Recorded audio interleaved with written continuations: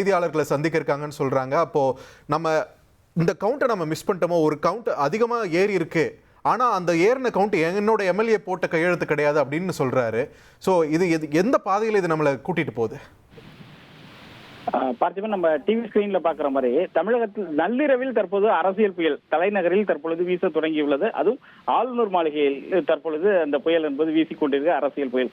அதாவது அமமுகவினுடைய பொதுச் செயலாளர் திரு டிடிவி தினகரன் இன்று மாலை ஆளுநரை சந்தித்து ஒரு புகார் கடிதம் அளித்தார். அந்த புகார் கடிதத்தில் தம்முடைய எம்எல்ஏ பெயரை தவறாக பயன்படுத்தி அவர்கள் ஆட்சி அமைக்க உரிமை கோரிவிட்டனர் என்ற ஒரு பரபரப்பு குற்றச்சாட்டை திரு டிடிவி தினகரன் ஊடகங்கள் முன்பாக வைத்தார். அதில் குதிரை பேரம் தமிழகத்தில் நடப்பதாக தமக்கு சந்தேகம் ஏற்பட்டுள்ளது.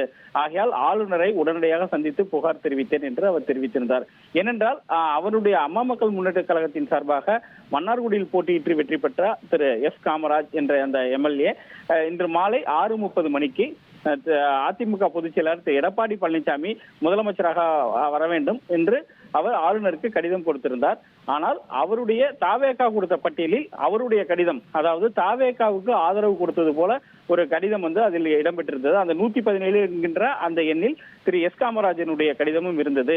இதை தாம் அறிந்து கொண்டுதான் கவர்னரிடம் புகார் தெரிவிக்க வந்ததாக திரு டிடிவி தினகரன் தெரிவித்திருந்தார்.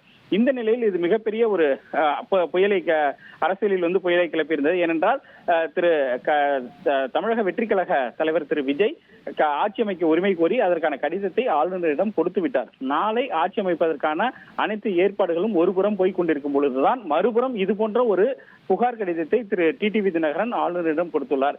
இந்த நிலையில் அந்த புகார் அவர் சொன்னது என்னுடைய எம்எல்ஏவை என்னிடம் மாலை முதல் அவரை என்னால் தொடர்பு கொள்ள முடியவில்லை, எங்க இருக்கிறார் என்று தெரியவில்லை. ஆனால் தாவேகாவினுடைய அந்த 117 அடங்கிய அந்த எம்எல்ஏக்கள் பட்டியலில் தம்முடைய எம்எல்ஏ பெயர் இருப்பது தமக்கு அதிர்ச்சி அளிக்கிறது. ஆகையால் இதை உடனடியாக விசாரிக்க வேண்டும். குதிரை பேரத்தை ஆளுநர் அனுமதிக்க கூடாது. அதை நோக்கி தான் தமிழகத்தில் தற்போது நடைபெற்றுக் கொண்டிருக்கின்ற அந்த புகாரை தெரிவித்தார். இந்த நிலையில் இந்த நள்ளிரவு பாருங்கள், தற்பொழுது 12 மணி ஆகிறது. இந்த நேரத்தில் அவருடைய எம்எல்ஏவை திரு எஸ் காமராஜை அழைத்து கவர்னரிடம் நேரடியாக தற்போது நிறுத்திவிட்டார். என்ன நடந்தது என்பது நீங்களே கவர்னரிடம் விளக்கி கூறுங்கள் என்ற அவர் திரு டிடிவி தினகரன் மன்னார்குடி எம்எல்ஏ திரு எஸ் காமராஜை கவர்னர் முன்பாக ஆஜர்படுத்திவிட்டார். கவர்னர் தற்பொழுது என்ன நடந்தது என்பது குறித்து தெளிவாக தற்பொழுது கேட்டு வருவதாக ஆளுநர் மாளிகை வட்டாரங்கள் தெரிவிக்கின்றன. அதாவது இந்த ஏற்கனவே கவர்னர் ஒரு ஆங்கில ஊடகத்துக்கு கொடுத்த பேட்டியில் குதிரை பேரம் நடத்துவதை ஒருபோதும் நாம் அனுமதிக்க மாட்டேன் என்று தெரிவித்திருந்தார். இந்த நிலையில் குதிரை பேர அதாவது தமிழகத்திலும் இந்த குதிரை பேரம் நடக்கிறது என்ற புகாரை திரு டிடிவி தினகரன் தெரிவிக்க அந்த புகார் தொடர்பாக தான் தற்பொழுது மன்னார்குடி எம்எல்ஏ திரு எஸ் காமராஜிடம் ஆளுநர் தற்பொழுது விரிவாக விசாரணை நடத்தி வருகிறார். அவரும் என்னென்ன நடந்தது என்பது குறித்து விரிவாக ஆளுநரிடம் அவர் சொல்லிக் கொண்டிருக்கிறார். வெளியே வந்த பிறகு என்ன நடந்தது, என்ன ஆளுநரிடம் புகார் கொடுக்கப்பட்டது என்பது குறித்து அந்த முழு விவரங்கள் எல்லாம் தெரிய வரும். ஆகையால் இந்த நள்ளிரவிலும் தமிழக அரசியலில் தற்போது இந்த புயல் வீசி வருவது தெரிய வருகிறது. இன்றைய இரவு தூங்காத இரவாக தான் இருக்கும் தமிழக அரசியல் களத்தில். அது போன்ற ஒரு சூழல் தான் நிலவுகிறது. ஏனென்றால் ஒருபுறம் அதாவது விடுதலை சிறுத்தைகள் தலைவர் திரு திருமாவளவன் ஆதரவு அளிக்கவில்லை, தாவேகாவிற்கு ஆதரவு அளிப்பதில் காலதாமதம் ஏற்பட்டு வருகிறது. அவர்கள் ஆட்சி அமைக்க முடியாத ஒரு சூழல் ஏற்பட்டுள்ளது. கவர்னர் இதுவரையில் தமிழக வெற்றி கழகத்தை ஆட்சி அமைக்க அழைக்கவில்லை. ஒருபுறம் இது போன்ற குதிரை பேரம் நடப்பதாக அம்மா மக்கள் முன்னேற்ற கழகத்தால பொதுச் செயலாளர் திரு டிடிவி தினகரன் புகார் என தற்பொழுது நள்ளிரவிலும் தமிழக அரசியல் களம் என்பது பரபரப்பாக தான் உள்ளது.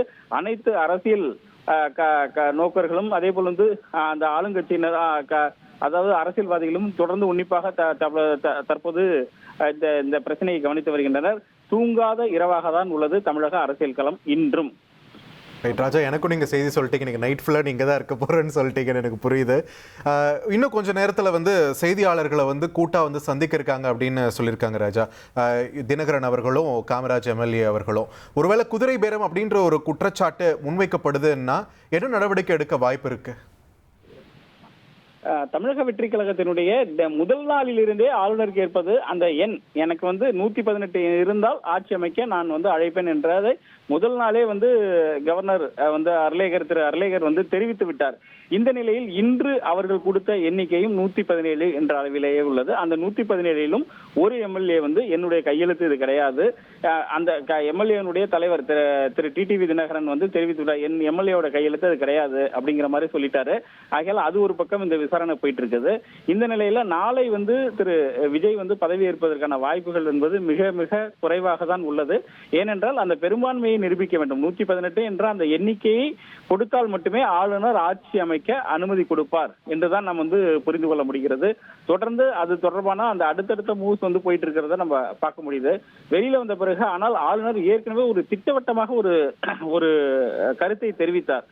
நேற்று ஒரு ஊடகத்திற்கு பேட்டி அளிக்கும் போது இந்த குதிரை பேரத்தை தடுப்பதற்காக தான் நிறைய கேள்விகளை நான் கேட்கிறேன். எனக்கு யாரையும் ஆட்சி அமைக்க விடாமல் பண்ண வேண்டும் என்ற எந்த நோக்கமும் எனக்கு கிடையாது. ஆனால் ஒரு காலமும் குதிரை பேரத்தை நான் அனுமதிக்க மாட்டேன் என்று அவர் திட்டவட்டமாக தெரிவித்திருந்தார். இந்த நிலையில் இப்படி ஒரு புகார் கிளம்பி இருப்பது அது குறித்து ஒரு விசாரணை தற்பொழுது நள்ளிரவிலும் ஆளுநர் மாளிகையில் நடந்து மக்கள் பவனில் நடந்து கொண்டிருப்பது ஒரு மிகப்பெரிய ஒரு உன்னிப்பாக பார்க்கப்படுகிறது. இந்த புகாரை வைத்துதான் ஆளுநருடைய அடுத்த கட்ட நகர்வுகள் எப்படி இருக்கும், அவருடைய நடவடிக்கை என்ன, எது போன்ற ஒரு நடவடிக்கையை இங்கு எடுக்க வேண்டும், என்ன விதிகள் என்ன சொல்கின்றன என்பது குறித்தெல்லாம் ஆளுநர் அதன் பிறகுதான் ஒரு முடிவை எடுப்பார். பார்த்திபன். நன்றி ராஜா, உங்களோட தெளிவான விளக்கத்துக்கு. நேர்களை வழக்கமாக இந்த மாதிரி தேர்தலில் ஒரு சீட் ஜெயிச்சிருக்க ஒரு கட்சினா மற்றும் பலர் மற்றவை அப்படின்னு ஒதுக்கிடுவோம். ஆனால் ஒரு தொங்கு சட்டமன்றம் அப்படின்ற ஒரு அமையும் போது ஒரு எம்எல்ஏ இருந்தாலுமே அதுக்கு எவ்வளவு முக்கியத்துவம் கிடைக்கும் அப்படின்றதுக்கு நம்ம பார்க்கக்கூடிய இந்த காட்சிகள் தான் சாட்சி. இந்த நள்ளிரவு நேரத்தில் ஒரு நீண்ட நெடிய இரவாக இது மாறியதற்கு காரணம் அமமுகவின் அந்த ஒரு எம்எல்ஏ, மன்னார்குடி தொகுதியில் ஜெயித்த அந்த எம்எல்ஏ கட்சியின் பொதுச் செயலாளர் டிடிவி தினகரனோட இணைப்பில் இல்லை, தொடர்பு கொள்ள முடியல அப்படின்ற ஒரு குற்றச்சாட்டு தான். இந்த நிலையில் சம்பந்தப்பட்ட 2 நபர்களுமே தற்பொழுது ஆளுநர் மாளிகையில் இருக்காங்க. குதிரை பேரம் அப்படின்ற ஒரு குற்றச்சாட்டு தொடர்பாக தற்பொழுது அங்கே பேசிக்கிட்டு இருக்காங்கன்னு மட்டும் புரியுது. இன்னும் கொஞ்ச நேரத்தில் செய்தியாளர்களை சந்திச்சு விளக்கம் கொடுப்பாங்க அப்படின்னு சொல்லப்படுது. இந்த நள்ளிரவு நேரத்தில் லோக்பவன், அந்த மக்கள் பவன் வெளியிலேயோ செய்தியாளர்கள் அதுக்காக தான் காத்துக்கிட்டு இருக்காங்க. நாமும் இது தொடர்பான நொடிக்கு நொடி அப்டேட்ஸை உங்களுக்கு தொடர்ந்து வழங்குவதற்காக தொடர் நேரலையில் இருக்கோம். நம்ம தலைமைச் செய்தியாளர் ராஜா அவர்கள் சொன்ன மாதிரி it's a very crucial night. அரசியல் களத்துக்கும் சரி, நம்ம எல்லாருக்குமே சரி. இனி செல்லும் இடமெல்லாம் செய்தி. தந்தி டிவியின் வாட்ஸ்அப் சேனலை ஃபாலோ பண்ணினா செல்லருக்கும் இடமெல்லாம் செய்தி. இதோ QR கோட் இப்பவே ஸ்கேன் பண்ணுங்க, ஃபாலோ பண்ணுங்க.